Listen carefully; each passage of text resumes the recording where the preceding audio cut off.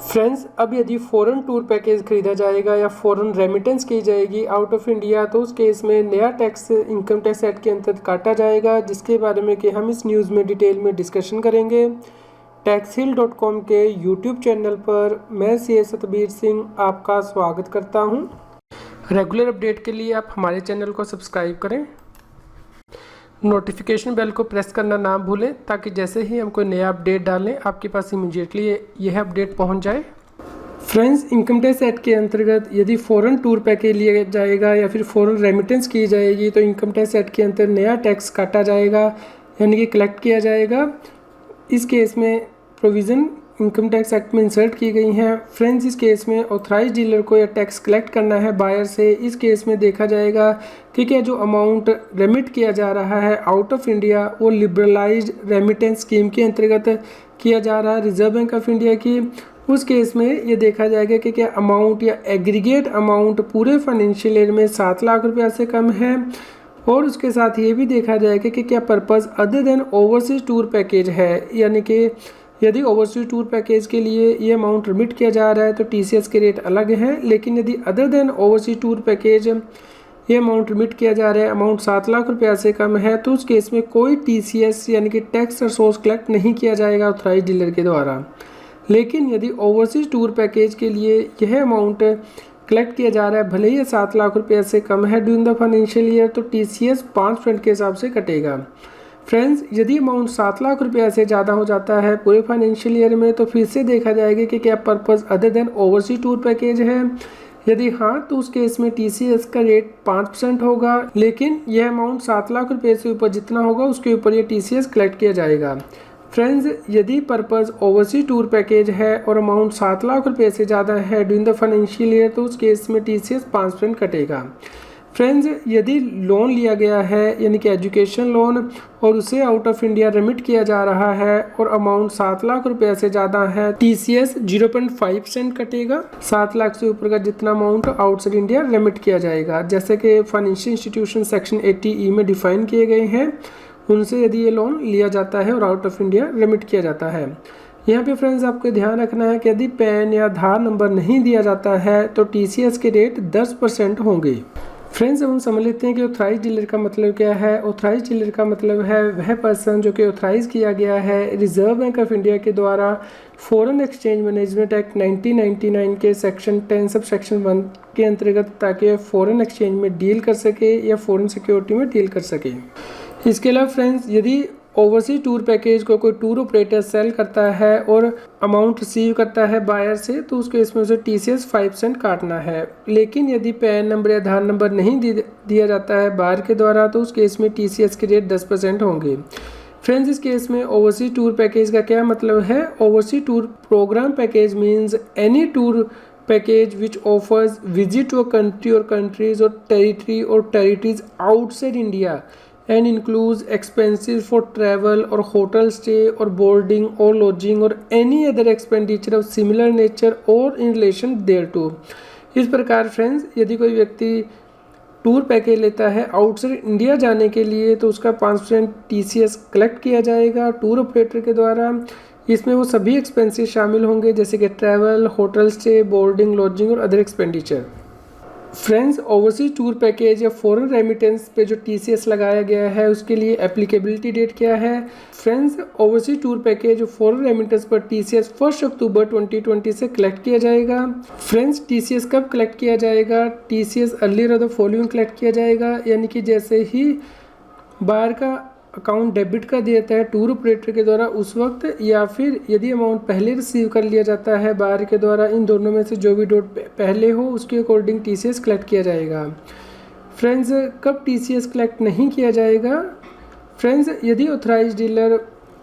जो amount remit कर रहा है आउट ऑफ इंडिया वो 7 लाख रुपया से कम है फाइनेंशियल ईयर में, और other than purchase of overseas tour programme package के अंतर्गत ये अमाउंट रिमिट किया जा रहा है, तो ऑथराइज डीलर को टीसीएस कलेक्ट नहीं करेगा। इसके अलावा friends, authorise dealer TCS collect नहीं करेगा यदि सेलर ने ऑलरेडी टीसीएस कलेक्ट कर लिया है, यानी कि जो टूर ऑपरेटर है उसने टीसीएस कलेक्ट कर लिया है, तो उसके बाद जब authorise dealer out of India amount को रिमिट करेगा तो उस वक्त वो टीसीएस कलेक्ट नहीं करेगा। इसके अलावा फ्रेंड्स, यदि बायर को इनकम टैक्स के किसी भी सेक्शन के अंतर्गत टीडीएस काटना है तो उस केस में भी ऑथराइज्ड डीलर या फिर टूर ऑपरेटर इस सेक्शन के अंतर्गत टीसीएस कलेक्ट नहीं करेंगे। इसके अलावा फ्रेंड, टीसीएस कलेक्ट नहीं किया जाएगा यदि जो बायर है वो सेंट्रल गवर्नमेंट है या स्टेट गवर्नमेंट है या एम्बेसी है या हाई कमीशन है, लीगेशन है, कमीशन है, कॉन्सुलेट है, ट्रेड रिप्रेजेंटेशन है, फॉरेन स्टेट के या फिर लोकल अथॉरिटी है, जैसे कि डिफाइन किया गया है सेक्शन 10 सब सेक्शन 20 के एक्सप्लेनेशन में, या फिर कोई भी और व्यक्ति है जो कि सेंट्रल गवर्नमेंट नोटिफिकेशन के द्वारा नोटिफाई करेगी ऑफिशियल गजट में। फ्रेंड्स, यदि बायर का टीसीएस कलेक्ट कर लिया जाता है तो क्या वो इसका रिफंड क्लेम कर सकता है या एडजस्ट कर सकता है अपने इनकम टैक्स की रिटर्न में? जी हाँ फ्रेंड्स, यह टैक्स कलेक्टेड या सोर्स की प्रोविजन है इनकम टैक्स एक्ट के अंतर्गत, इसलिए बायर जब अपने इनकम टैक्स की रिटर्न भरेगा उसमें इस अमाउंट को एडजस्ट कर सकता है, और यदि उसका कोई अमाउंट पेएबल नहीं है तो वो रिफंड भी क्लेम कर सकता है। फ्रेंड्स, इसके लिए इनकम टैक्स में कौन सी प्रोविज़न इंसर्ट की गई है ताकि ओवरसीज टूर पैकेज या फॉरेन रेमिटेंस पे टीसीएस कलेक्ट किया जा सके? इसके लिए इनकम टैक्स में सेक्शन 206C सब क्लोज 1G इंसर्ट किया गया है फाइनेंस एक्ट 2020 के द्वारा। आप इसे डाउनलोड कर सकते हैं, इसका लिंक इस न्यूज़ की वीडियो डिस्क्रिप्शन में भी दिया गया है। फ्रेंड्स, यदि आप इनकम टैक्स एक्ट का सेक्शन 206C देखते हैं तो वहाँ पे 1 अक्टूबर 2020 के बाद सब सेक्शन 1F के बाद नए सेक्शन को इंसर्ट किया गया है 1G, जो कि यह कहता है every person being an authorised dealer who receives an amount for remittance out of India from a buyer being a person remitting such amount out of India under the liberalized remittance scheme of the Reserve Bank of India, being a seller of an overseas tour program package who receives any amount from a buyer being the person who purchases such package shall at the time of debiting the amount payable by the buyer or at the time of receipt of such amount from the said buyer by any mode whichever is earlier collect from the buyer a sum equal to 5% of such amount as income tax। Friends, यहाँ पे word by any mode लिखा गया है। इस प्रकार भले ही cash में payment की जाए या किसी भी बैंकिंग मोड से जैसे कि नेट बैंकिंग, चेक, टेक्स्ट्रा से इनकम टैक्स एक्ट के सेक्शन के अंतर्गत टीसीएस काटा जा सकता है यदि फॉरेन रेमिटेंस की जा रही है या फिर overseas tour programme package purchase किया जा रहा है।